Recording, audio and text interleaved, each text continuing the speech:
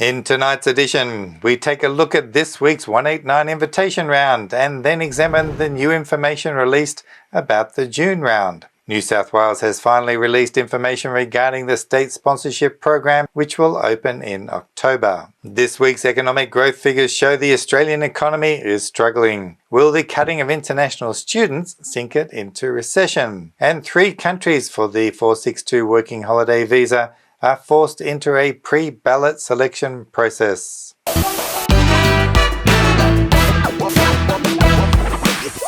Hi, I'm Karl Konrad and welcome to the weekly edition of Australian Immigration News. This channel is proudly brought to you by Australian Immigration Law Services, the company I founded now more than 26 years ago, right here in the heart of Sydney. The New South Wales Government has made some significant changes to this year's sponsorship program's requirements for the 190 and 491 state-sponsored visas. One of the most important is their shift on their deeming date policy, but more about that in a moment. Now for the basic eligibility requirements. For the 491 visa, there will be 3 pathways to choose from. Pathway 1 requires someone working in regional New South Wales and not necessarily living in regional New South Wales. For example, you may be living in Sydney but working in regional. They are either earning the minimum TSMET at the time they lodge their application, or they can meet one of the 2 types of concessions available for specific eligible occupations. The first concession being somebody earning 90% of the TSMET, and the second one is 10% of their income can be non-monetary components.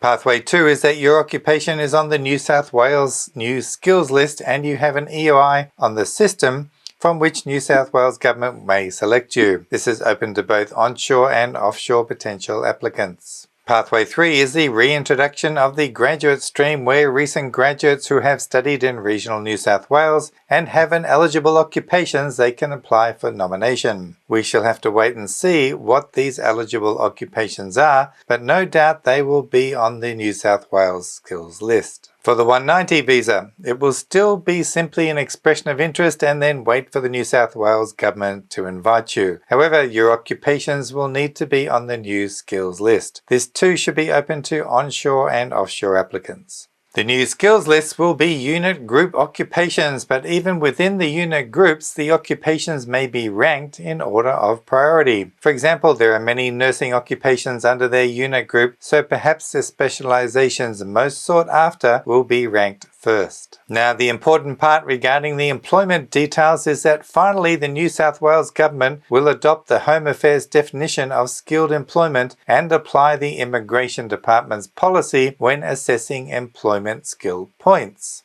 For many years now, the New South Wales Government has unfairly refused applicants for sponsorships and denied people of claiming the points they were entitled to. The New South Wales Government will still consider the Skill Assessing Authority's opinion on when the applicant was deemed skilled, but also consider information in ANSCO and any relevant information such as employment records and references when making the assessment. We will discuss about what all that means in a future video. We thank the Migration Institute of Australia for providing the details on the New South Wales updates. More on this when New South Wales open their web pages. The news on the economy was not good for Australia this week. The importance of migration on keeping Australia from falling into recession is finally making its way into the country's understanding. This report came in from the ABC's 7:30 and made it very clear. Today's national accounts, as expected by markets, showed an economy that was continuing to slow in annual terms and which barely has a pulse in quarterly terms.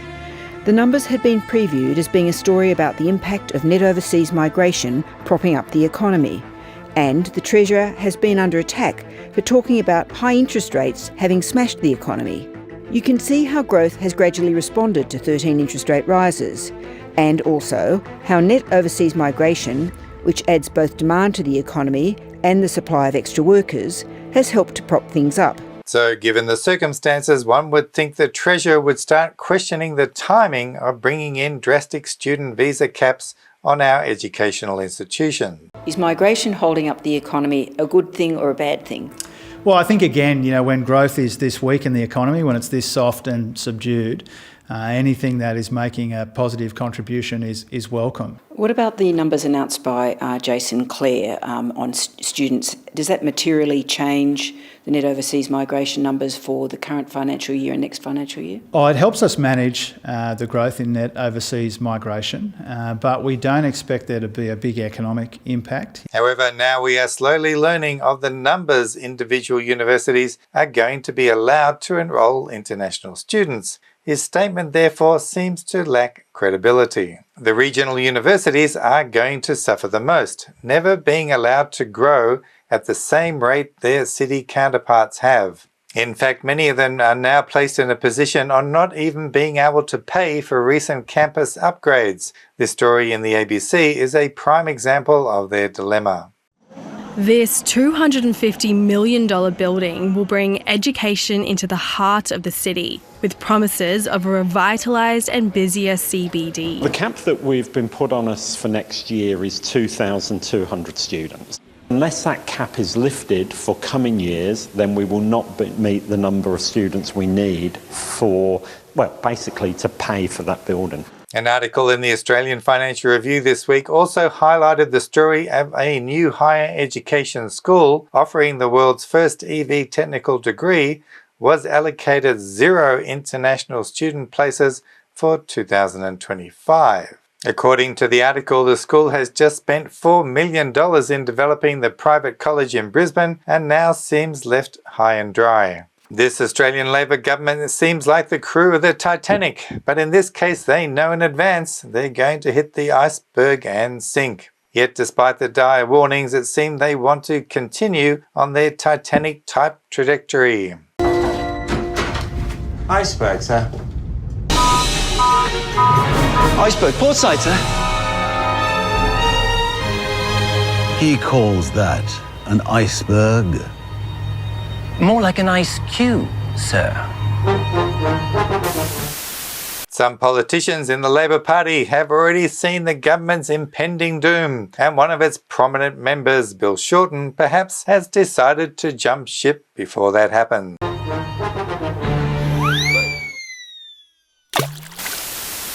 It's more than a little ironic that Mr. Shorten will take a high-paid job as Canberra University's Vice-Chancellor, where he will no doubt lobby and advocate for more international students to be allowed into the country. A new ballot will open on September 16th for the 462 Work and Holiday Visa Program for India, China and Vietnamese passport holders. A ballot procedure has been implemented for these 3 countries due to the demand for places. The explanatory statement released by the government this week says, the use of random selection assists in efficiently managing the volume of applications received by the department and ensures fairness to all registered participants have an equal chance of being selected. Countries in respect of which a ballot for subclass 462 visa applications will be introduced initially include the People's Republic of China, India and Vietnam. It will cost $25 to enter the ballot, which suggests that the government is ready to make money from all the potential hopefuls. The 189 invitation round finally took off on Wednesday this week,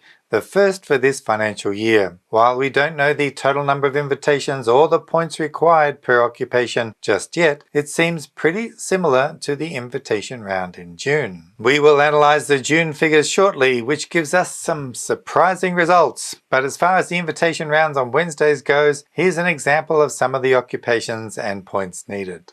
Accountant, 100 points. Architect at 75 points. Carpenter at 65 points, and this is similar to most construction trades. Structural engineer, 80 points. Civil engineer, 75 points. Engineering draft person at 80 points. Early childhood teachers at 80 points. Secondary school teachers at 80 points. Registered nurses at 80 points. Electrical engineer at 90 points. Engineering technologist at 100 points. External auditor at 90 points. Landscape architect at 75 points. Mechanical engineer at 90 points. Quantity surveyor at 75 points. Secondary school teacher at 80 points. Social worker at 80 points. software engineer at 95 points, speech pathologist at 80 points. A Freedom of Information request about the June 189 invitation round yielded some surprising results. There were 5,292 invitations issued, and the top 20 countries can be seen here. India dominated the invitations with nearly 41% at 2,192. China, a distant second at 15%, and the UK and Pakistan with dramatically less. Most of the invitations were sent to people already living in Australia. Actually, 84% of them were given to those on shore. The figures also showed the rankings in the occupations invited.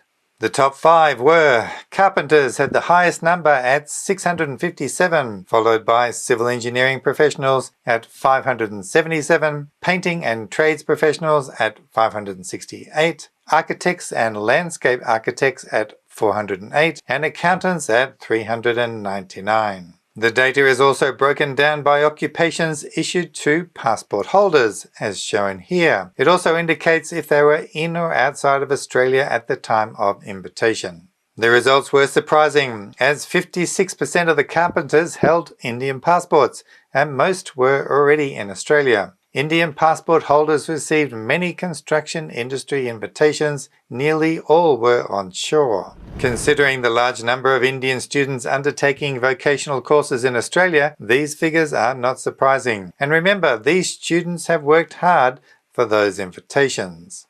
Those trade occupation students completed a 2-year course here in Australia, and then they have to find an employer for another 12 months and longer while completing a tediously long skill assessment process with Trade Recognition Australia. About 30% of accountant invitations went to Chinese passport holders, but only one Chinese carpenter was issued an invitation, and they were in Australia. Chinese passport holders represented very few construction trade occupations. Indian passport holders received about 25% of the accountant invitations.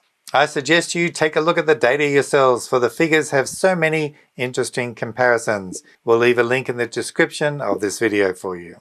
On Monday, the Assistant Immigration Minister was busy at the Australian National University Migration Hub, where he gave a speech. Judging from the content, I don't expect we are going to hear anything new from this Assistant Minister, for it seems he is just there to promote the same old theme song, as we can judge from this statement.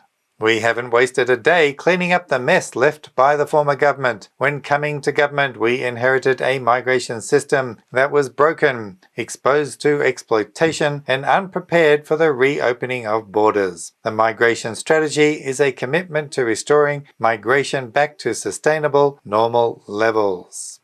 Well, that's the end for another busy week, and thanks to all those loyal watchers who always stay to the end. Remember, if you need help, we are always here. As always, take care out there, and I'll see you next time. So bye for now.